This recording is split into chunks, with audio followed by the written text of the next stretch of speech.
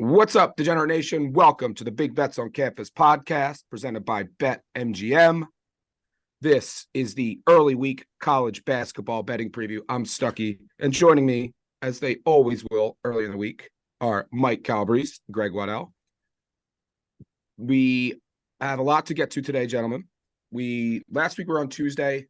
Not the greatest slate again Monday. We will touch, if you have a game or two that you want to touch on tonight, more than welcome to do so, but we'll also hit some games on Tuesday.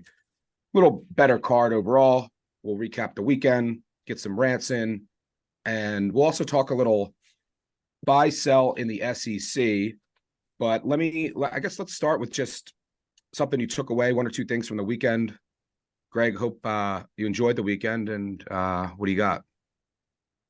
Yeah, first off, I did enjoy the weekend. I appreciate you asking that. I was in Detroit for my Lions victory last night, and I'm honestly afraid for my opposition these days. It's just turning up me for the first time in a very long time in the last 7 days, which I'm hoping translates to the college basketball bets this week. One thing I learned this weekend, I don't trust Arizona. They're like every analytics site's top 2 favorite team in the country still right now. I have some serious concerns about how this team performs on the road, and I think this is becoming a thing in the Tommy Lloyd era. Going back to last season, great basketball team. They were 3-4 on the road outright against top 100 opponents. This year, that Duke win was carrying a lot of weight early, but now they're 1-2 outright against top 100 ops. They're just 4-4 outright in their last 8 games. And if you watch this team, they don't really have much of a backup plan if they can't just hang 100 on you. It's very difficult to do that in conference play in true road situations.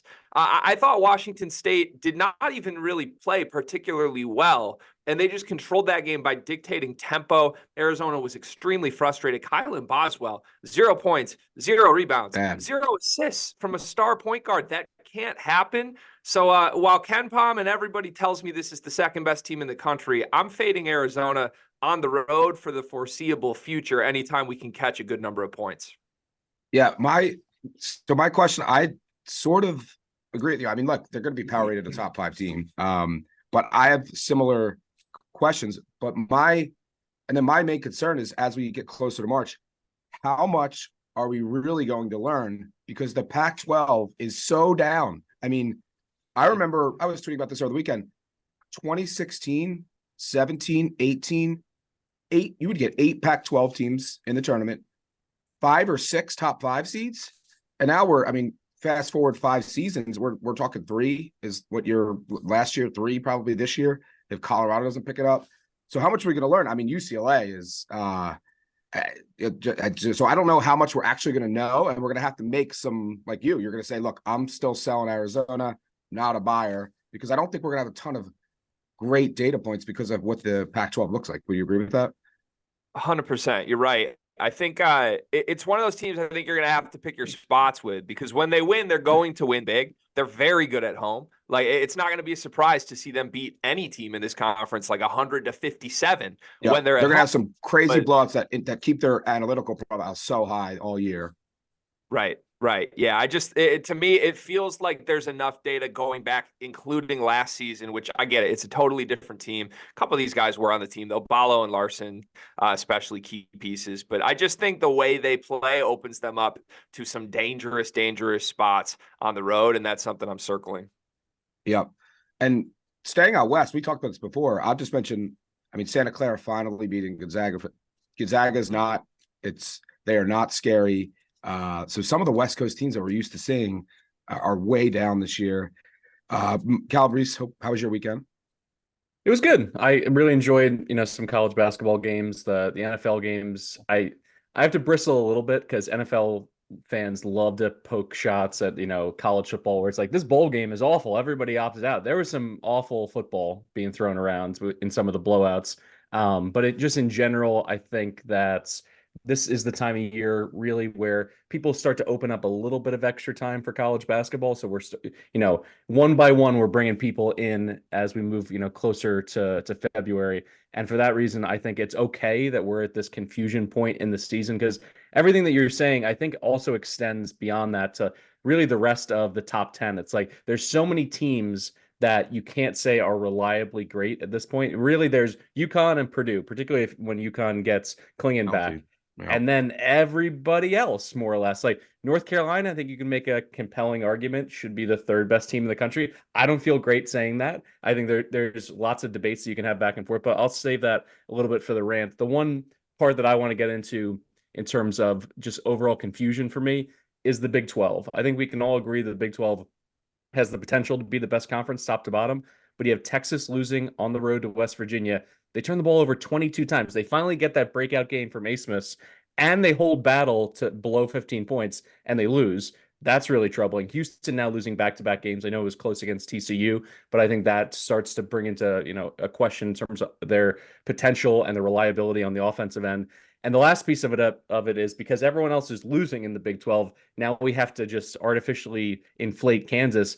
I'm still not ready to do it. I know the Oklahoma win was impressive. They, in terms of game control, they were always in control of that game, but it's still the same narrative on them. Going into the game, McCullough and Dickinson accounted for 49% of the Jayhawks scoring and 46% of their shots from the field. And then they score 45 of 78 points on Saturday. So I still think this is the exact same team in terms of my perception of them that I came in despite them getting a quality win. No, I agree. Late last week I tweeted, if you have to take 3 teams for your life to win the national title, who are you taking? And a lot of you could throw Kentucky, some teams for the upside if you want to have like an upside team. And then I think Purdue, UConn, you would take a lot of Kansas, which I was floored by. So I think that they're overvalued just by their the perception of who Kansas usually is and Bill Self, but where's the secondary scoring? There's no depth. I mean, if there's one injury, they are wiped. So I think Kansas has played like they've had a lot of close wins that have just really got. They could have a couple more losses, and people will be like, "Oh wait, let me look deeper into this Kansas team." But yeah, I see this Kansas team. It's like a top 15, 20 team, but they're not a team I would even remotely consider for one of the 3 teams that I think can win the title. Greg, would you agree with that? Yeah, they got 4 players, and that's if those 4 players show up that night, right? Like any given night, they have 2 players. And look, don't get me wrong, the top. And how gassed they're gonna be by March? Like, what? Like, is there gonna be fatigue too? Right. Right. It's like the ask of Hunter Dickinson and Kevin McCullough is just so large on this team. And I've been really disappointed in DeJuan Harris because he's a guy preseason I thought could take a huge step forward as a scorer. Clearly, that's not the case. He's just not wired that way. And this team desperately needs it from him. Like, no disrespect to the guys that step in that fit spot, but Johnny Furphy and Elmarco Jackson are not guys that I think would even crack the rotation on a team like Kentucky, which you mentioned for upside, right? And look, it's a different situation. And honestly, Dickinson and McCullough have been that good that they've sort of survived to this point despite these issues. But I think you guys are right. It's going to come crashing down at some point. And I think, their schedule is still, they're on the road 3 of the next 4, but 2 of those are against Oklahoma State, West Virginia. You would think they're going to be favorites by a sizable amount in those games. We might not see this crash until we get to February, late February, where the fatigue really does hit. This podcast is proudly presented by BetMGM. Use bonus code ACTION when signing up to get up to $158 in bonus bets when you bet $5. For new users in Arizona, Colorado, Illinois, Indiana, Iowa, Kentucky, Louisiana, Maryland, Massachusetts, Michigan, New Jersey, Ohio, Pennsylvania, Tennessee, Virginia, West Virginia, and Wyoming. Terms and conditions apply. Must be 21 or older. Gambling problem? Call 1-800-GAMBLER. 2 of my main takeaways from the weekend involve the same game. Kentucky lost. And by the way, I'll get my rant out of the way. That call at the end of the game, I had Texas A&M. Luckily, it won in overtime. You can't make that. You cannot blow that whistle. Maybe if it's in Rupp, like you cannot make that call. Anyway, I thought like that's a absolute must win. It's not a must win, but just the spot of all spots for Texas A&M at home. And that's what Wade Taylor could do. That he could get the Texas A&M, drag them to the Final Four with performances like that. But that's a great spot for Texas A&M, young Kentucky team still. I thought they handled themselves really well. I mean, that game had Elite 8, Sweet 16 vibes. So this young Kentucky team going on the road and like getting this experience, and they're I'm more impressed with them each and every week. And they're like, talk about upside. They're just going to keep getting better. And if they're peaking towards March, they're in that 3 to 4 teams, I think, that you would take if you wanted to, with your life dependent on it, who could win the national title. Hey, Stuck, just to hop in, where would you Yeah. say this ranks in terms of Coach Cal's coaching performances? Purely, on the floor, putting aside the recruiting, because it seems to me not only is he getting the most out of them, and I agree that I think their best basketball may be ahead of them, but also he's doing a great job in terms of the rotations and figuring out who needs to be on the court when. Like, where do you rank this in terms of his performances in Lexington? It's way up there. I mean, it's early. It's still, we're talking, it's January, so we'll see. But they can shoot too, and they're actually shooting threes. I mean, the last couple of years, it just was a non-existent part of the team. This has the potential to be by far his best job, given what he came into the season with. So yeah, this team has national title. I would consider them, if I had to take 3 teams right now, who I would probably put them in it just because of the upside. Like, if my life depended on it, or I get $100 million if I pick the right team, I might go like Purdue, UConn, and then take, okay, who has the upside? And it might be probably Kentucky right now from what I've seen. Would you agree, Greg? 100%. Yeah, I think upside Kentucky's at the very, very top of my list. Yeah. I don't even think they're in the top 3. I think it's just clearly them. Those freshmen, especially Shepherd and Dillingham, those guys are serial killers, man. Yep. They're wired like pure maniacs. And to have those guys coming off the bench is just nonsensical. I can't remember really any team, especially even through Cal's one and done era, where there's been 2 guys like that. Normally these guys would be like face of the team type guys. And they have so many different ways that can beat you. And I think it is really notable. The things they're best at are things that don't look like Kentucky teams the last few years. And Oscar Tshiebwe was a big part of that. And it's a totally different style. The one thing I would note that just has me a little scared, I guess, is after the game, if you listen to Cal, they really got back in the game in the final 3 minutes by just letting Rob Dillingham rock, right? Get out of the way, and this kid's going to hero ball us to overtime. And it was incredible to watch. After the game, Cal was very pointed that he regrets how that went down. He said he thought that hurt them in overtime. And look, I don't think there's ever going to be a way to put a leash on a guy like Rob Dillingham. But I am curious, when we get to March, is Cal going to try and sort of fit these guys into boxes in ways that he hasn't up until this point in the season? Just something to think about. But yeah, on paper, this team is so loaded. The upside's there, and everybody's going to pick them to their Final Four at least. Yep. Well, hopefully, just for me, Lexington, my wife's sake, they can at least get by St. Peter's in the first round this year. But yeah, there's still some defensive issues that they'll have to clean up, I think, but they're only going to get better. And that Texas A&M team, like I talked about, great spot. Those are all upperclassmen, men, and Kentucky wouldn't go away. They couldn't put a kill shot in them. So yeah, I thought that was a really impressive game for both teams. But I guess it's a good transition into the SEC. Last week we did the Big Ten. Let's talk a little, who are you buying? Who are you selling? It could be from a value perspective. Maybe you're looking to bet them a conference future, national title future, or just something in general. We just talked about Kentucky, but Greg, where do you want to go? You can go buy, sell, one or both. What do you got for the SEC? Yeah, I'll hit both of mine real quick. I'm going to stay in that Kentucky-Texas A&M game. I'm going to buy Texas A&M, and I'm buying after a win. So I was scooping them up before this game for the record, but I'll keep buying where they're at. Look, this is a team that this same core of guys won 15 games in this conference last year, 15-3. And non-conference was about as disastrous as it could have gone for this team. They had serious injury issues. They were without Radford and Coleman both for weeks at a time. Now they're finally healthy. And in the week before this Kentucky game, guys, Wade Taylor was just horrendous. He was 2 for 16 against Auburn. The game before that, he was 3 for 12 from 3 against LSU.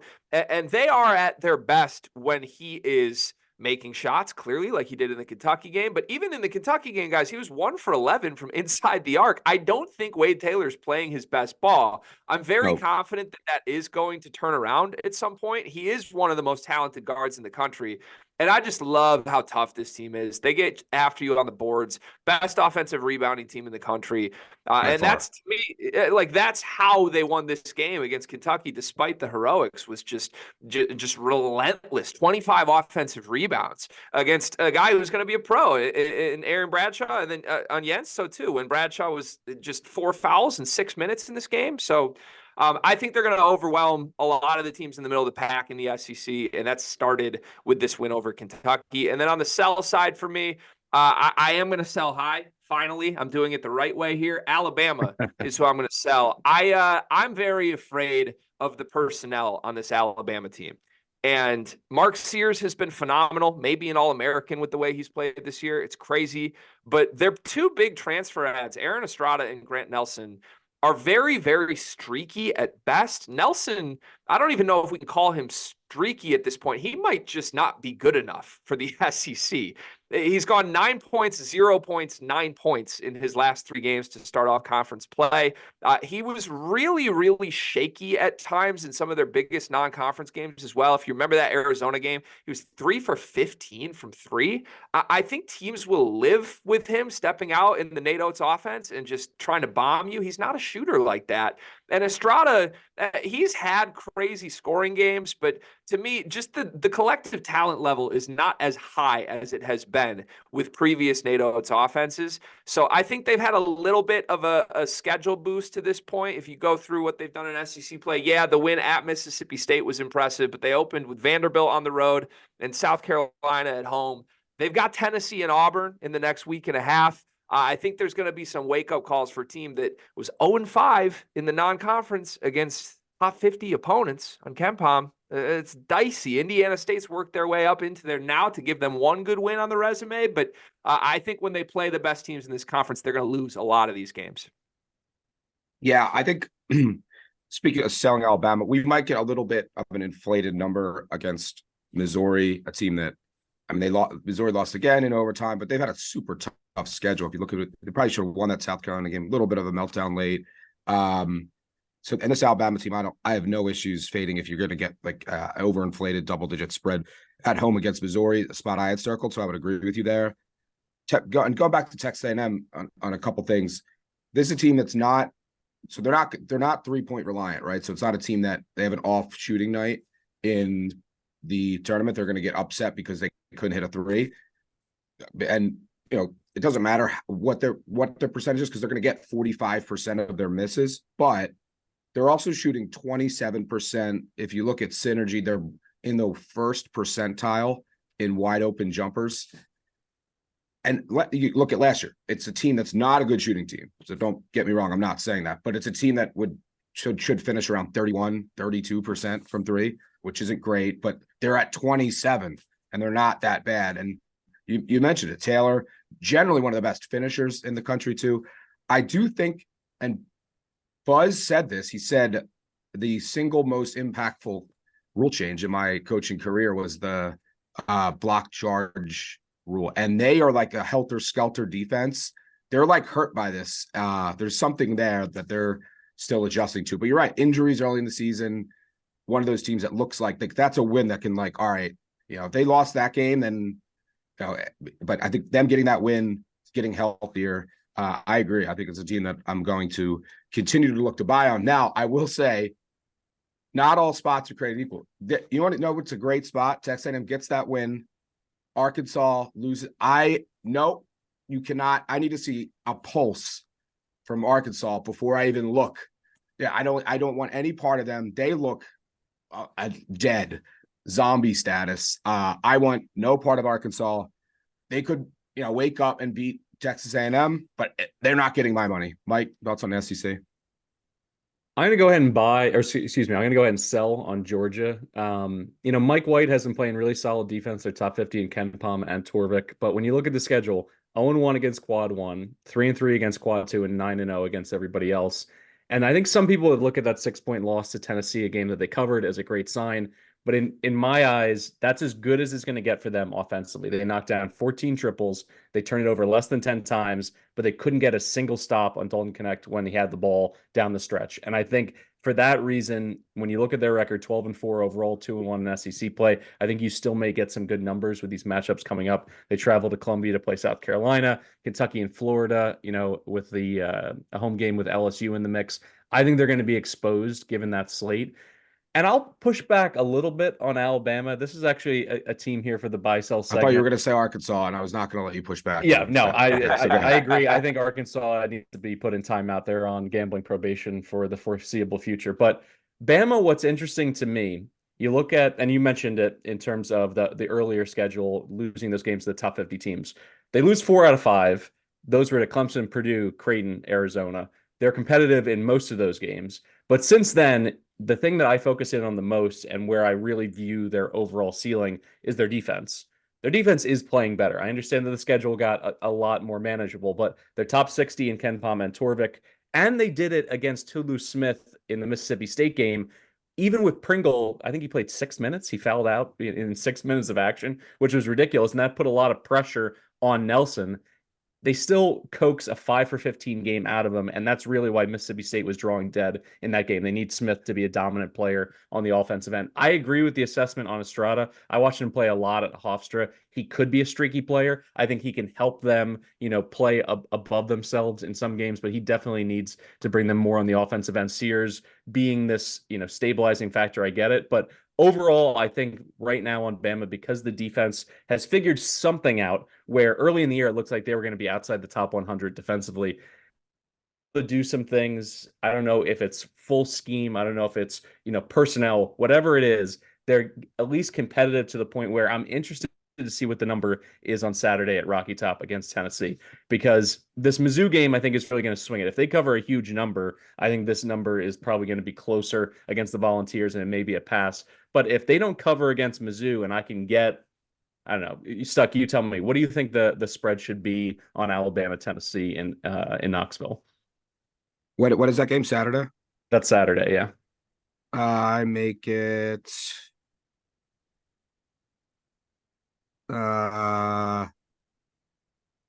Tennessee minus 3.5. Yeah, so I had my number in my head. 5 is my threshold. I bet you it probably goes. I bet it probably opens 4.5.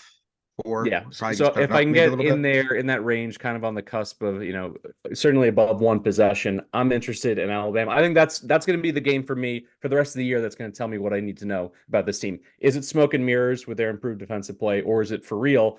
And to Waddell's point, is there anything going on with their front court that they can get any consistent scoring? Because if they can't, I just don't see Sears being able to play hero ball and to carry them despite how well he's playing. So that's why I'm buying on Bama. A bit of a disagree here. I'd be like 4.2 for what it's worth. Now Greg, going back to Arkansas, is there any hope? So there's going to be some Arkansas spots, right? So it's going to be like Musselman, they're going to be at home. Is there any case Mitchell shouldn't be starting? I feel like he shouldn't be starting this year. Davis, I mean, I don't know what's going on there. A guy who, you were one of the best moments just from a sports, they beat Kansas.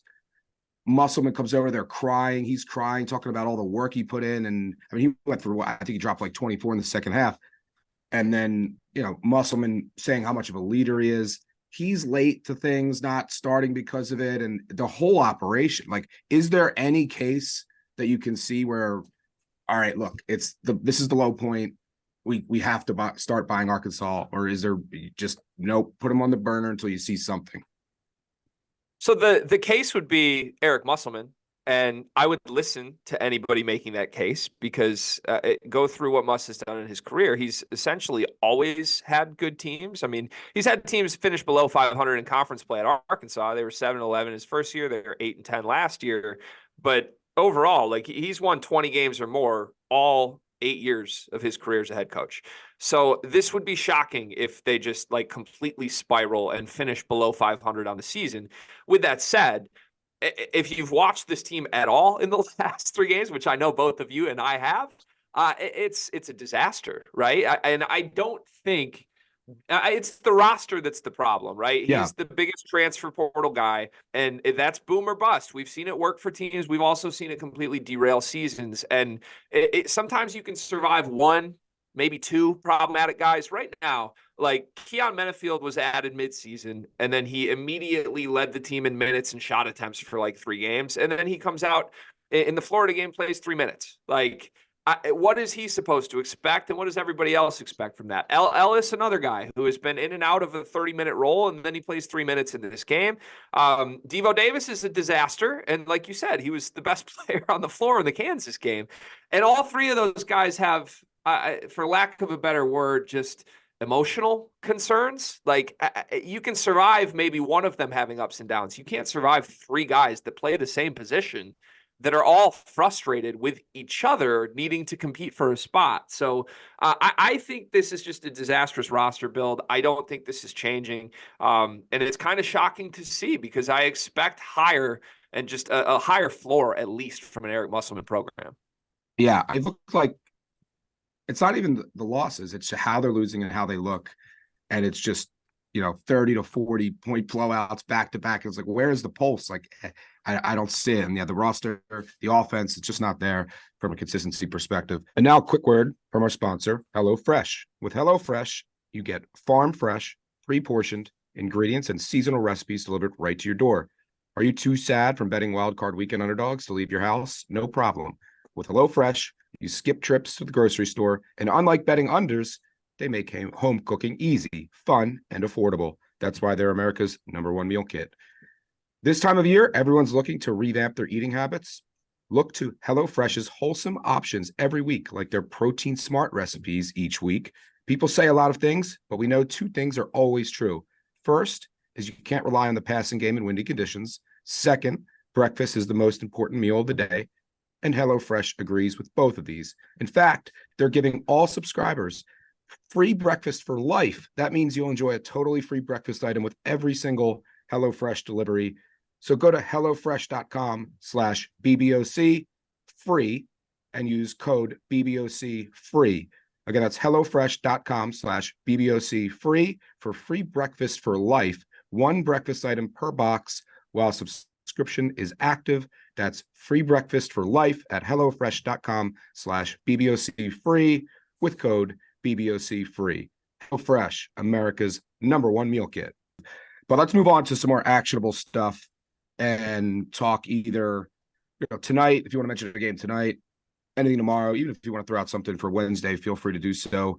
I will say that I had this spot for New Mexico. Utah State survived by 1, not the same team on the road.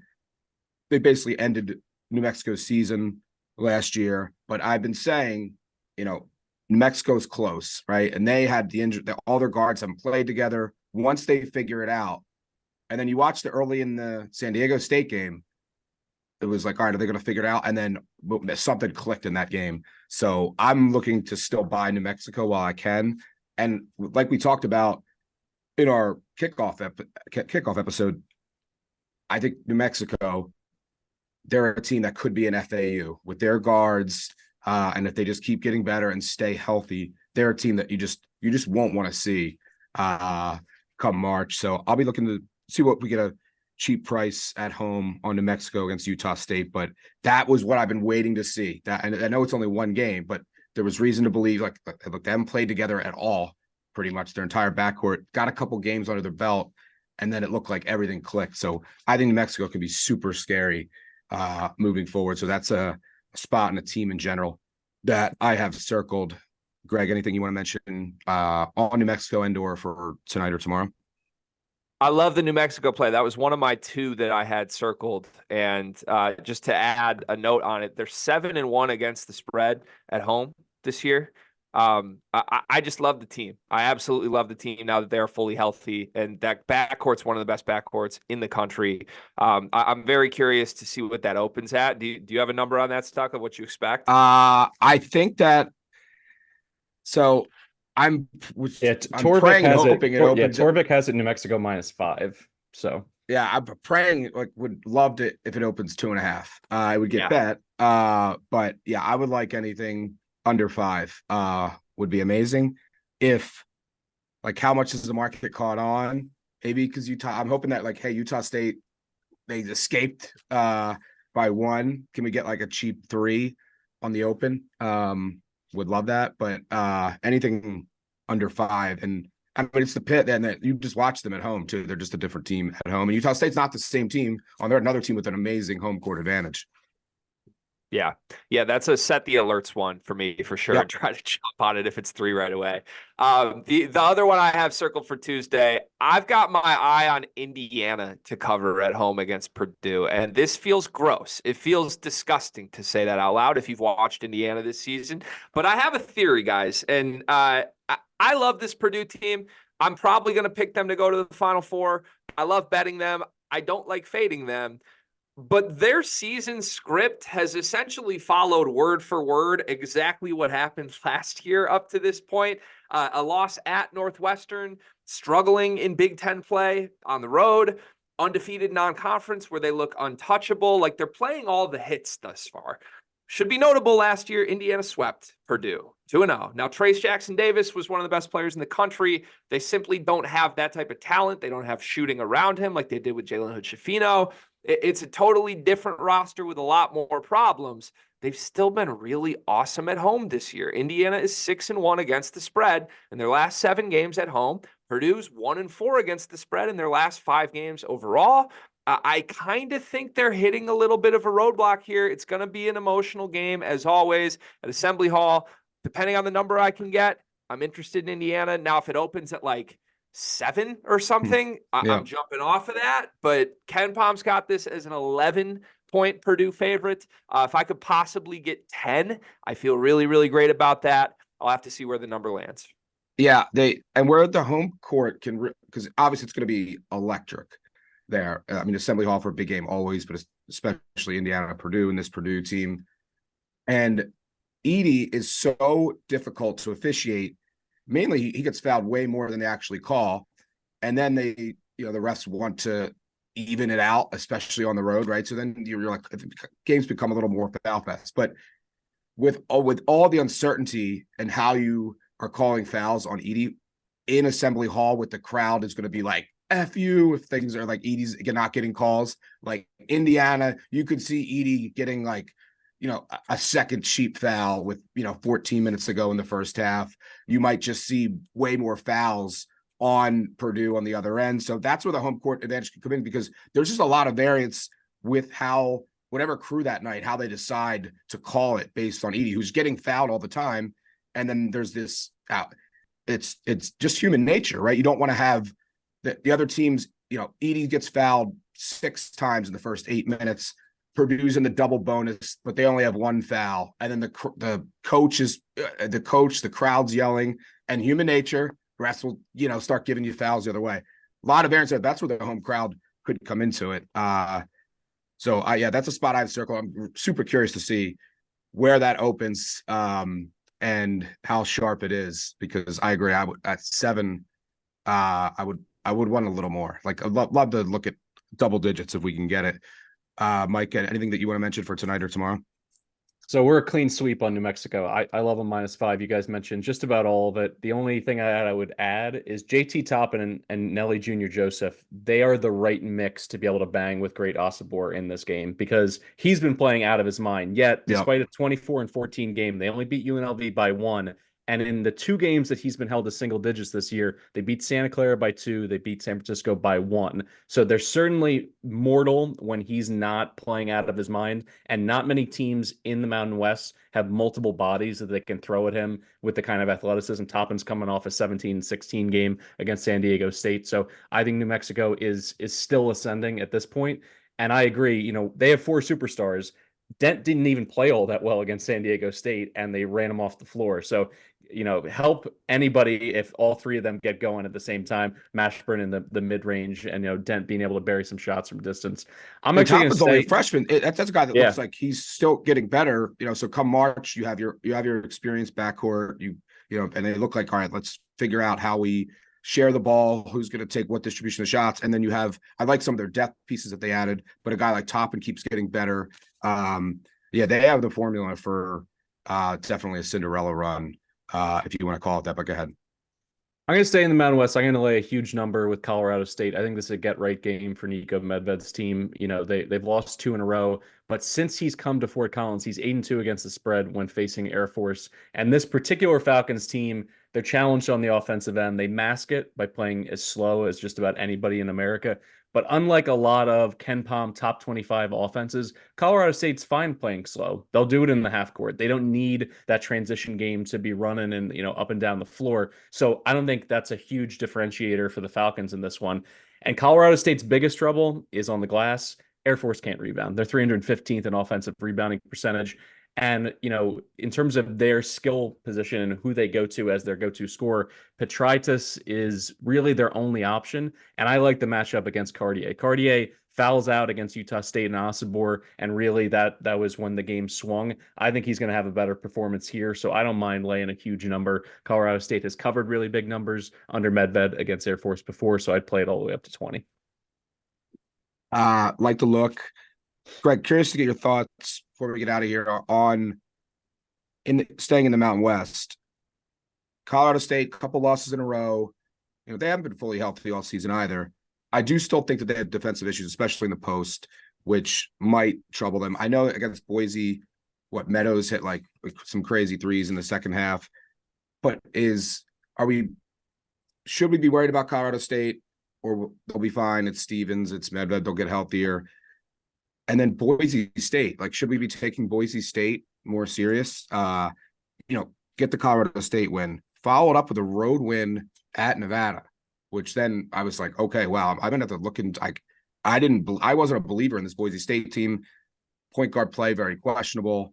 But any thoughts on either Colorado State or Boise? I'll start with Boise. I don't have too many polarizing thoughts on Colorado State, to be honest with you. Isaiah Stevens is awesome. I love the spot against Air Force. Just they've lost 2 straight. You expect them to be on their A game. The history's there. The profile's there. Air Force not good at guarding the 3-point line as well.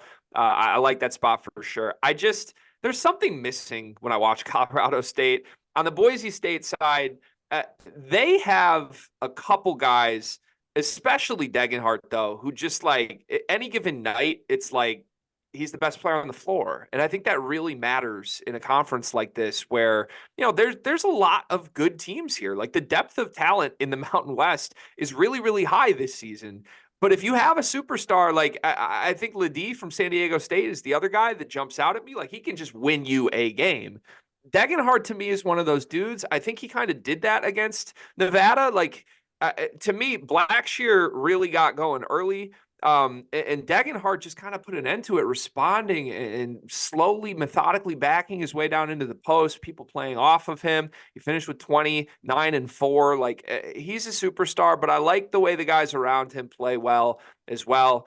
Max Rice, to me, is the guy that I don't think has played near his ceiling this year. If you look at his numbers compared to what they've been historically, at least last year, he was 41% from 3. This year, only 31%. It looks more like the year before when he was 27%. So at this point, I'm kind of is he a good shooter? Is he not? When he hits them, it unlocks a lot of things for this Boise State offense that sometimes can feel very one-dimensional, dependent on Degenhart. But it's hard not to be impressed with what they've done thus far. I mean, they're sitting here 3-0 with a road win over Nevada. All of a sudden, you're circling this team maybe they could win this conference. Yeah, so I'll end on this. We just talked about the Pac-12, which could be a 3-bid league again. Mountain West. Pull up the Mountain West standings if you want to look at them. If you had now, there's going to be some cannibalization, right? Which you have to remember. But if you got to say how many Mountain West teams end up making the dance, because you can make a case it could be, if everything goes right, you can make a case now at 6, right, at the ceiling. I guess 7 if someone else would steal it, but Air Force wins the conference tournament. But realistically, how many would you say right now, if you had a guess, are getting in? Mike, I'll throw it to you first. I'm going to say 5. I feel really confident in that, with San Diego State, Utah State, New Mexico, Colorado State as I would say, argue the secure 4 there. And Boise, at this point, I agree with, Greg's assessment. When you go down their wins, how they're playing lately, and the fact that they can rely on a superstar, this is still a de facto mid-major conference. If you have the best player on the floor, that usually is enough to swing things in your favor on any given night. So I think they get to 5. I agree. Outside of that, I don't really see any Cinderella run coming out of anyone, UNLV or San Jose State, anyone like that coming from way in the back of the pack. But I feel good about 5 and certainly more. If you gave me a market right now, who sends more to the dance, the Pac-12 or the Mountain West, I'll take the Mountain West. All day. I would All jump on day. that. Greg, Yeah. what are you saying? I would jump on that market the moment that it was available if Yes, we could. please, someone offer that market for us.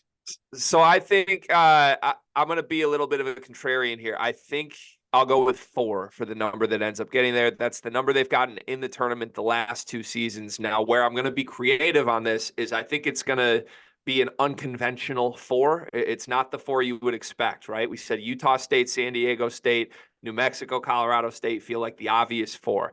I think one Air of those Force in? 4, How are we getting Air Force in the dance? So not Air Force, but I think we saw it with New Mexico last year, right? They were the last team to lose a game in the country, and then they end up just plummeting through conference play. They missed the tournament. I don't know who that's going to be, and it's going to hurt my heart if it's Colorado State because I love watching that team play. But they're in a dicey little spot right now, situation-wise, 1 and 2. Niko Medved has not exactly been the greatest results guy in his conference play history. So I don't know. I think there's going to be a surprise. If I had to put my finger on it, it would be either New Mexico or Colorado State who ends up disappointing and missing it. And then give me Boise State as the 4th team that will find a way. I just love watching Degenhart right now. I think he's that good. Yeah, I will say the Colorado State, depending on what Creighton does the rest of the year, they dismantled Creighton on a neutral court, which, like if they're close, that win in particular could hold a lot of weight. But I can't wait for the Mountain West Conference tournament. And I'll say, yeah, I'm going to go 4. I'm very confident we'll be 4. I could see 5. I'd probably set the line at 4.5, but there's going to be some cannibalization probably too. There's going to be some potential injuries, but you definitely can make the case for 6 teams getting there, and I would listen to all of them. But that'll do it for us. Thanks to Greg and Mike for joining me as always. Thanks to our producer, David, on the back end. Most importantly, thanks to all of you for tuning in. We will be back with the 3-man weave on Wednesday, and then Calabrese, myself, and Mike Randall will be back later in the week for the weekend betting preview. So we will see you later this week. Good luck on all of your wagers, and we'll catch you all soon. Cheers.